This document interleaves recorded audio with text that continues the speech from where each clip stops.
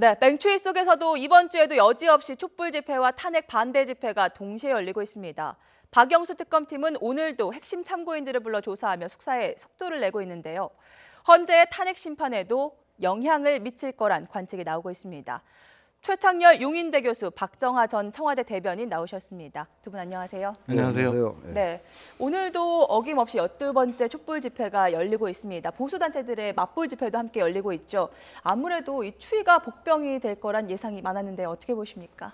글쎄요, 지난주에도 인파들이 규모들이 뭐 만만치가 않았어요. 지난주가 이제 올 들어 첫 번 집회였고 오늘은 근데 워낙 날씨가 춥습니다. 바람도 많이 불고 그래서 아무래도 규모는 뭐 지난주보다는 좀 적어질 것 같긴 한데 반대로 맞불 집회의 규모는 좀 늘어나는 그런 추세인 것 같긴 합니다. 네. 근데 지금 현재 이제 얼마가 모였느냐 이런 건 큰 의미가 이제 없는 것 같아요. 이미 촛불 집회의 메시지는 분명한 것이고 네. 국민들의 그 탄핵 심판에 대한 그 인용을 좀 빨리 하라는 거고 그리고 지금 현재는 뭐 재벌 총수를 구속하라 이런 것도 나오는 것 오늘은 같아요. 그게 핵심이라고 오늘은. 그게 하죠. 핵심입니다. 네. 오늘. 게다가 오늘은 또 이제 1987년도 1월 14일 날 박종철 열사 그때 탁 치니까 억하고 죽었다. 뭐 그 유명한 얘기 아닙니까? 물고문했던 얘기. 네. 바로 그게 오늘 30주년 되는 날이에요. 그래서 그것과 같이 이제 추모하는 그런 이제 촛불 집회인데 이제 맞불 집회의 구호를 보니까 탄핵 무효, 네. 특검 해체 이렇게 써 있더라고요. 제가 네. 직접 봤는데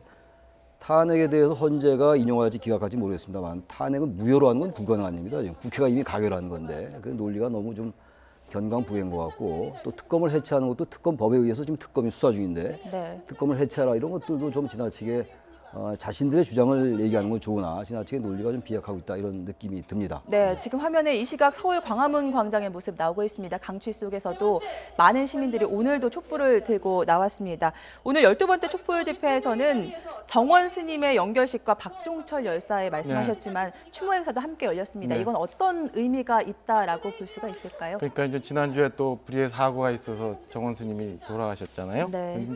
그 우리가 30년 전 그 박종철 열사에 대해서 30주년 추모제 기리는 행사도 같이 있는데 글쎄요, 이제 저희 사회관전 교수님도 말씀 주셨지만은 촛불 그다음에 우리 국민들이 할 수 있는 일은 다 했다고 봅니다. 그리고 네. 주어져 줄 메시지는 다 했고 이제 헌재의 결정을 좀 기다려야 되고 그 나머지는 이제 일상으로 돌아가서 대한민국이 바로 서는데 한 힘을 좀 모아야 되는데 과연 이게 이제 그 시간이 지나면서 과연 촛불의 효과적으로 효율적으로 그다음에 그 정당성을 얼마나 유지할 수 있느냐 이게 관건인데 그 당연히 박종철 열사에 대해서 추모를 해야 되고 같이 애도해야 되는 건 맞는데 지난주까지 세월호 1000일에 대해서 기리는 거는 지금 대통령을 그 탄핵하라 초기에 시작했던 것처럼 국정농단했던 그 대통령이 하야하라 이런 요구에 대해서는 본질과 상관이 있다고 보여지지만 네. 지금부터는 과연 이게 그 본질과 맞는 건지 이런 데에 대해서는 좀 냉정하게 우리 사회가 한번 좀 고민을 해봐야 되지 않을 시점이 되지 않았나 이런 생각을 하고요. 이에 맞서서 맞불 집회 역시도 그러다 보니까 뭐 탄핵 무효에다가 특검이 무슨 정치적 성향을 가졌다는 등 이렇게 이념적으로 대결하는 국민들이 그 반쪽으로 이제 갈리는 이런 현상들이 좀 발생하는 것 같아요. 그래서 그 우리 사회가 이제 차분하게 한번 그 냉정하게 좀 한번 봤으면 하고 지금까지는 촛불 민심에 의해서 정치권이 그 흘러갔다면 이제는 정치권이 그 촛불에서 나온 민심을 어떻게 수용을 해야 될 건가 그리고 지금까지는 우리나라가 대의민주주의를 표방하고 있습니다만은 그 사회가 굉장히 바뀌고 세계적인 추세도 과연 그 대의민주주의에서 모든 국민들의 요구를 좀 받을 수 있느냐라는 숙제가 있잖아요. 그러니까 네. 그 요구하고 있는 국민들이 요구하는 그 요구를 직접적으로 그다음에 빨리 대응할 수 있는 체제는 어떻게 갖추어야 되느냐 이런 점에 좀 고민을 좀 해줘야 될 시점 아닌가 그렇게 생각을 합니다. 네, 두 분 다 공통적으로 갈등 분열보다는 화합을 할 때다라는 말씀 주셨는데요. 하지만 오늘도 일부 보수단체 맞불 집회도 참 거세게 일고 있습니다. 오후 2시부터 시작됐으니까 지금 4시간이 지났는데 아직도 계속이 되고 있고요. 이제 해화동의 일대에서 서울시청 방향까지 넘어온 상태입니다. 오늘 태극기 말고도 미국 성조기 대형 십자가까지 등장했다고 하는데요. 그래서 저는 뭐 개인적인 이제 의견을 전제로 드리는 말씀인데 거기 왜 십자가가 나오는지 모르겠어요. 지난번에 그 이제 어떤 변호사가 이제 박근혜 대통령 측에 이제 인사겠죠. 네. 지금 뭐 예수님도 십자가를 지고 이렇게 이제 돌아가셨다 이런 말을 하는데 그게 도대체 저는 뭐 제 개인 의견임을 전제로 했습니다만 논리가 너무 비약하고 있는 게 아닌가라는 생각이 들고 그래서 아마 그런 맥락에서 맞불 집회에 십자가가 등장한 것으로 보입니다. 그리고 성조기는 왜 등장했는지 모르겠어요. 네. 한미동맹을 강조한다라고 보여지긴 하는데 지금 현재 우리나라에서 벌어지고 있는 박근혜 최순실 게이트 국정농단과 성조기가 도대체 어떤 연관이 있는지 전 논리적으로 이해가 좀 안 갑니다. 물론 뭐 그분들의 주장이니까 존중되어야 마땅합니다만 그러다 보니까 지금 우리 박 전 대변인께서 말씀하신 바와 같이 완전하게 이념적인 문제 그리고 진영 논리로 나뉘어졌어요. 네. 사실 이건 진영 논리로 나뉠 문제가 전혀 아닌 거거든요. 지금 우리가 뭐 특검의 수사도 보고 있고 헌재의 심리도 진행 중이고 또 검찰이 기소한 것에 대한 재판도 진행 중이고 이렇습니다. 여러 가지 사안들이 어느 것이 진실이고 이런 것들은 최종적으로 밝혀져 봐야지 알겠습니다만 분명한 것은 대단히 뭔가 잘못됐다. 최순실에 의해서 국정이 농단됐다는 것은 뭐 의료 부분도 그렇고 법치 농단도 그렇고 말이죠. 모든 분야가 다 그런데 이 부분에 대해서 이렇게 진영으로 나뉜 문제는 아니다. 그래서 지금 결국은 촛불 집회의 메시지는 사실 우리 국민의 메시지입니다. 지금 네. 이런 것들 폄하해서는 절대로 안 된다고 보는 것이고 중요한 건 어쨌든 우리 사회가 앞으로 어떻게 변화해야 하는가의 문제거든요. 오늘 뭐 박종철 열사의 그 추모식도 열리고 있습니다만 그렇죠.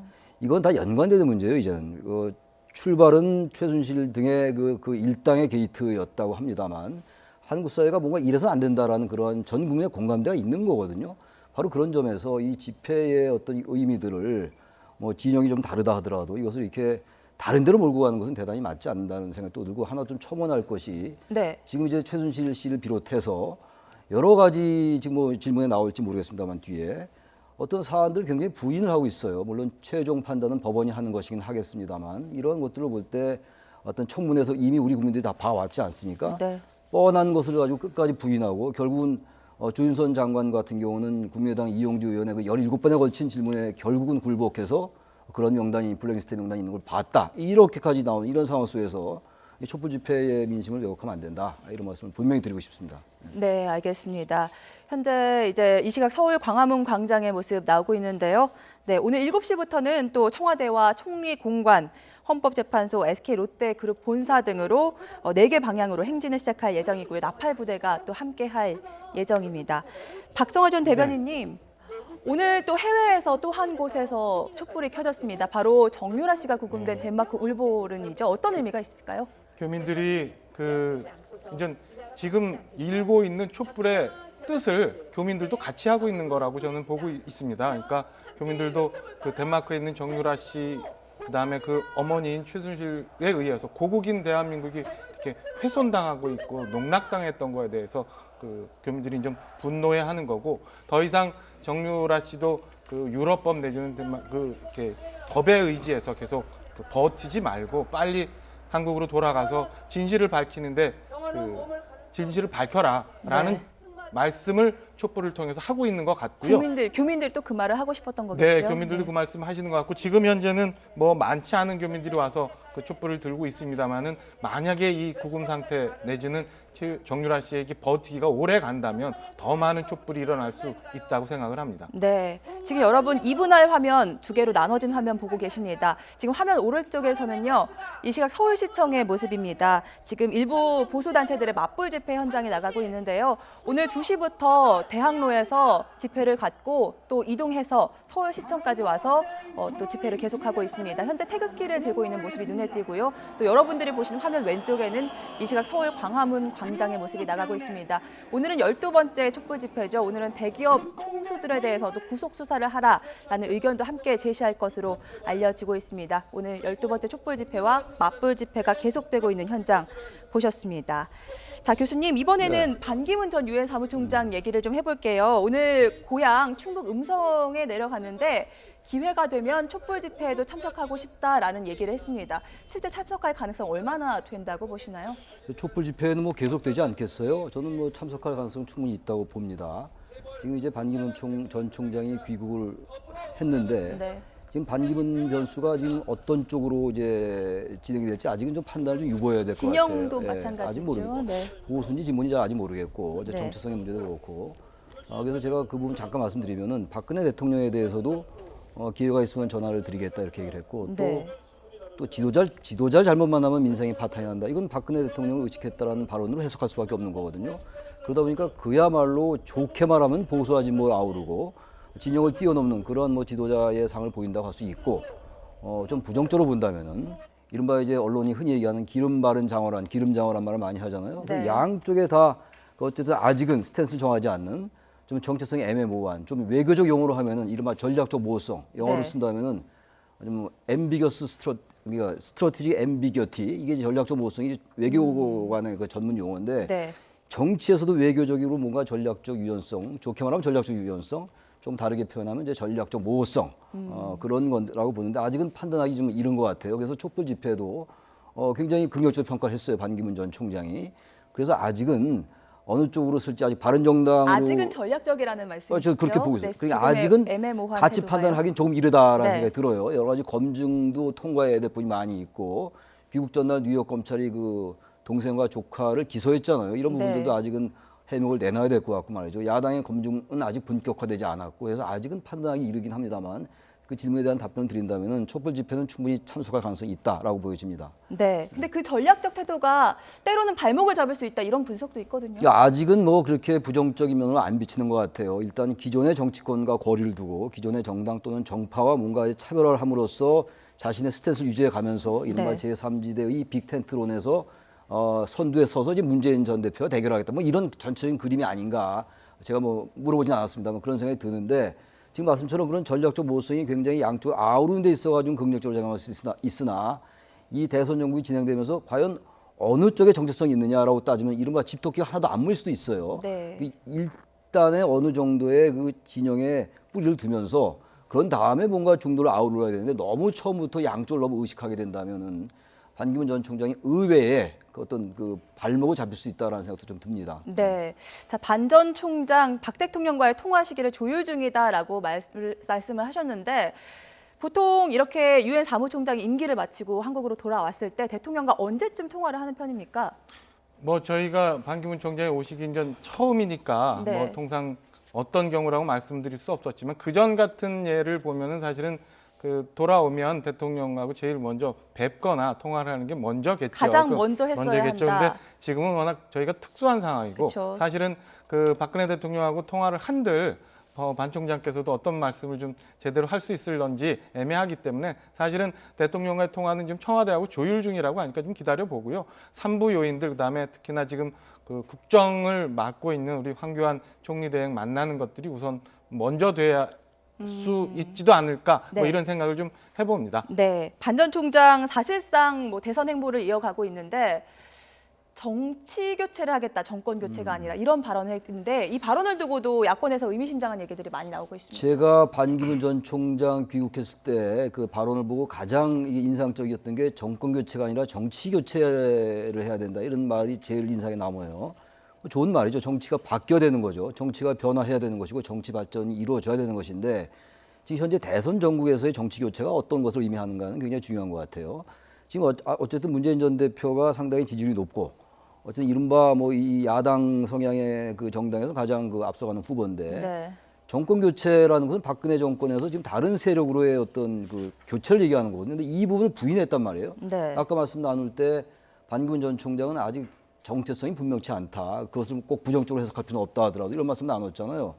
그러면서부터 정권 교체를 애써 부정하고 정치 교체를 얘기하는 것은 지나치게 추상적이다. 그리고 어떤 면에서 볼 때 지나치게 수사학적이다. 정치 수사다. 정치 교체 다 얘기하는 거 아닙니까? 네. 보다 민감한 문제는 정권 교체가 되느냐 안 되느냐의 문제거든요. 촛불 집회는 사실 정권을 교체해라라는 그것을 우리가 간접 수준이 있다고 생각합니다. 그런데 지금 반기문 총장의 일성이 정권 교체가 아니라 정치 교체다 하니까 이 부분은 새누리당과 바른정당 등 이런 이른바 보수 성향의 정당들을 의식하는 것이 아닌가라는 네. 해석이 가능하겠죠.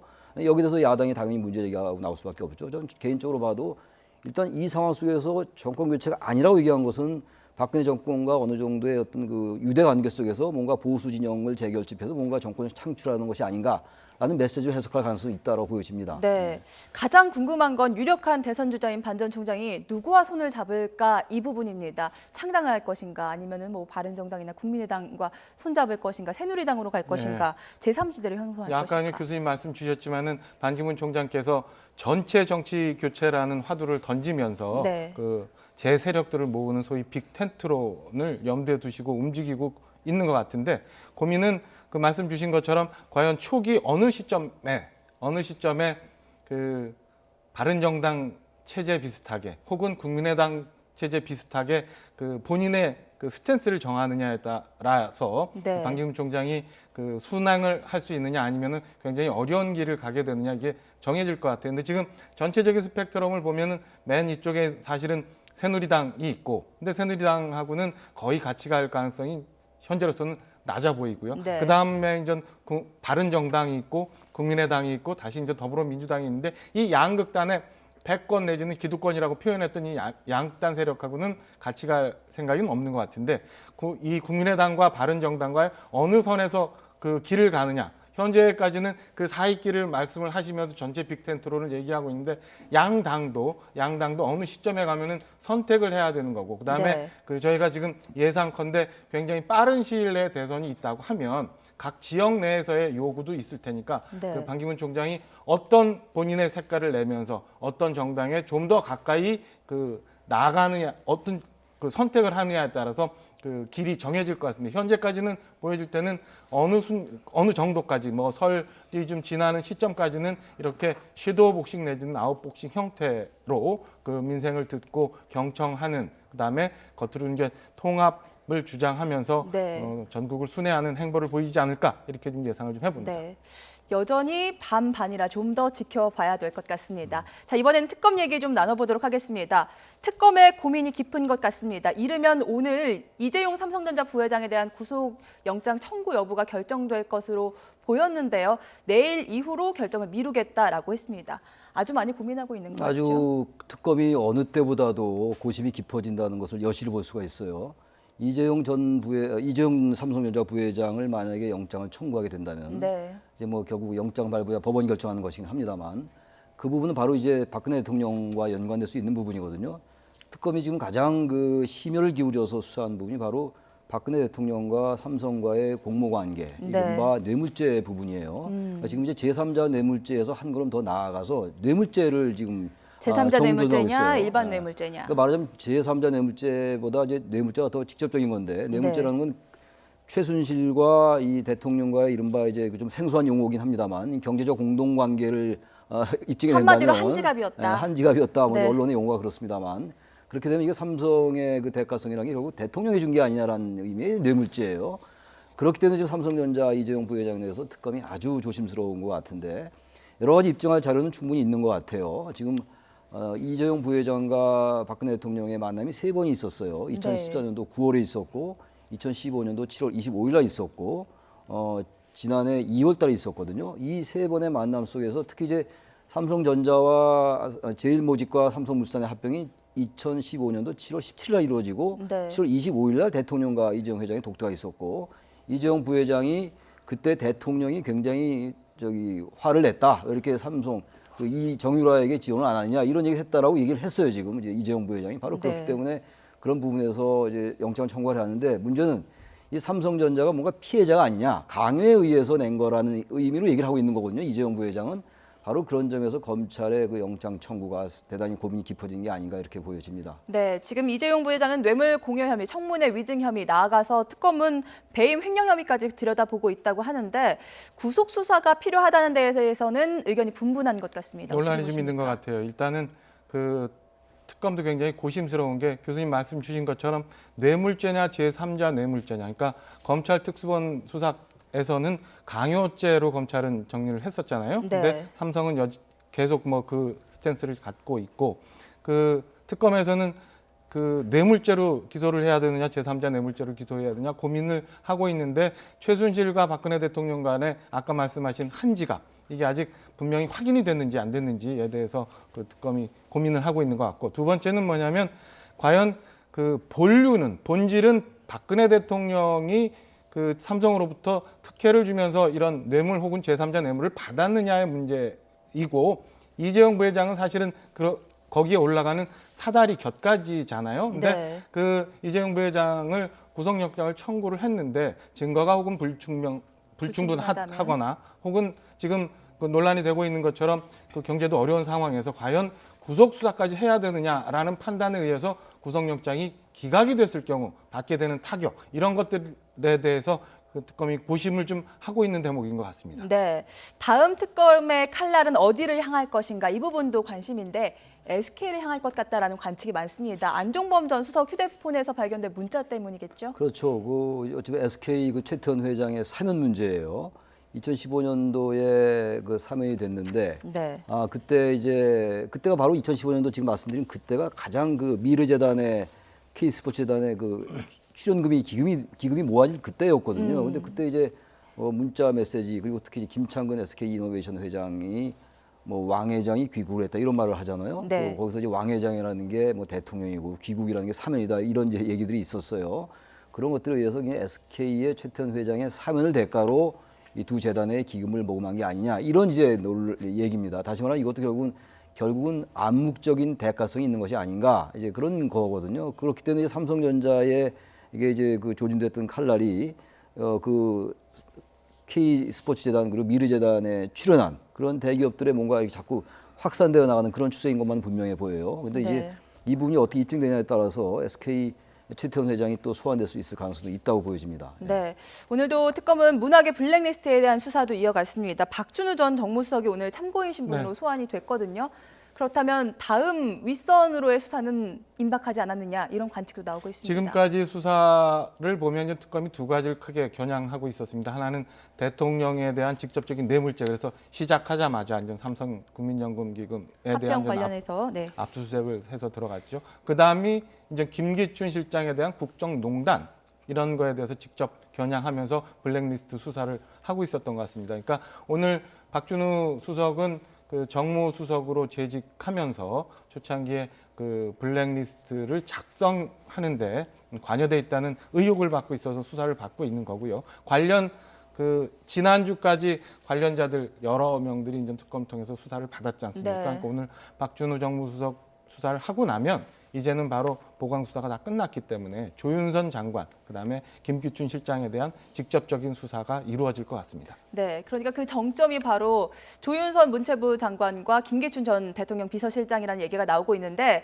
그 정점에 대한 수사가 언제 이루어질 것이냐, 곧 임박한 것이다 그러니까 이런 지금 관측이 김종덕 많습니다. 전 문체부 장관, 네. 김종률 전 교문수석은 구속되지 않았어요. 그리고 신동철 전 비서관, 그리고 정관주 문체부 차관인데 당시 이제 국민소통 비서관. 네. 이 사람들이 전부 영장이 청구됐다가 김종률 문화수석만 영장이 기각됐어요. 이 네 사람에 대한 영장 청구는 검찰이 결국은 이 사람들이 이 블랙리스트를 작성했고 이것을 지시한 사람은 조윤선 정무장관일 것이다. 그 당시 정무수석이죠. 그리고 그것을 지시한 사람은 당시 김기춘 비서실장. 그다음에 더욱더 정점이 아까 정점 말씀하셨는데 아까 뇌물죄 관련도 마지막 정조는 대통령이다라고 말씀드렸다시피 이 블랙리스트도 결국은 김기춘 실장과 대통령의 지시를 받아서 하지 않았겠는가라는 의중을 좀 갖고 있는 것 같아요, 특검은. 그래서 일단 박준호 전 수석이 2013년도 8월부터 2014년도 6월까지 정무수석을 했어요. 그 다음 후임이 이제 조윤선 정무수석인데 이 박준호 전 수석을 참고인으로 소환, 이 사람 피의자가 아니에요, 지금. 그 다음에 만약에 조윤선 장관을 소환하게 된다면 조 장관은 아마 피의자로 될 가능성도 높아요. 이 네. 박준호 정무수석하고 전혀 다른 거죠. 그런 점에서 이제 조윤선 당시 정무수석 지금 장관입니다만 그다음에 김기춘 전 비서실장 그다음에 대통령 이런 큰 그림을 그리는 것이 아닌가. 지금 현재 특검이 아주 심혈을 기울여서 보는 것이 아까 말한 그 뇌물죄 부분, 이 블랙리스트 부분 이런 것들이거든요. 네. 이 부분 굉장히 중요한 대목이라고 봐야 되겠죠. 네. 끝으로 헌재 탄핵 심판 얘기를 좀 나눠보겠습니다. 최순실 씨는 일단 16일 재판에는 증인으로 출석하겠다라고 백기를 들었는데 또 핵심 증인들이 지금 두문불출 사라진 상태입니다. 어떻게 봐야 될까요? 글쎄요, 뭐 어떤 연유에서 나오겠다고 했는지 모르겠지만 더 이상 버틸 여력이 없다고 판단을 한 거 아닌가 싶은 생각이 우선은 들고요. 네. 그럼에도 불구하고 대통령을 비롯한 핵심 증인들이 대한민국의 가장 그래도 존중받아야 되고 가장 권위 있는 헌법재판소의 판결을 저렇게 여전히 농단하고 있는 거에 대해서는 우려스럽고 저렇게 해도 되는 건지에 대한 생각은 계속 듭니다. 16일 날 최순실 씨가 헌재 판결에 나온다고는 하지만 얼마나 의미 있는 진술을 할지 지금까지 나왔던 윤 전추 행정관이나 이영선 행정관, 그다음에 지금 행적도 묘연한 두 이재만 비서관들이요. 네. 안봉근 비서관들을 비서관까지. 보면은 네. 과연 얼마나 의미 있는 증언을 할지에 대해서는 의문스럽습니다. 네. 근데 제가 하나 말씀드린 이 시간이 다 됐나요? 네, 시간 아, 주고 그럼 네. 아니 안봉근 전 비서관과 이재만 전 비서관 이 사람들은 뭐 이런 말씀드리면 뭐하긴 합니다만 자범도 아니면서 이렇게 피해 다닌다는 게 말이 안 되잖아요. 네. 이런 건 정말 국민들이 이해할 수 없는 겁니다. 예. 공직자로서도. 예. 네, 탐핵 심판 지연되는 거 아닌지 국민들 우려가 커지고 있습니다. 최청열 용인대 교수, 박정화 전 청와대 대변인과 함께 촛불 집회 비롯해서 최순실 전국 상황 짚어봤습니다. 두 분 오늘 말씀 고맙습니다.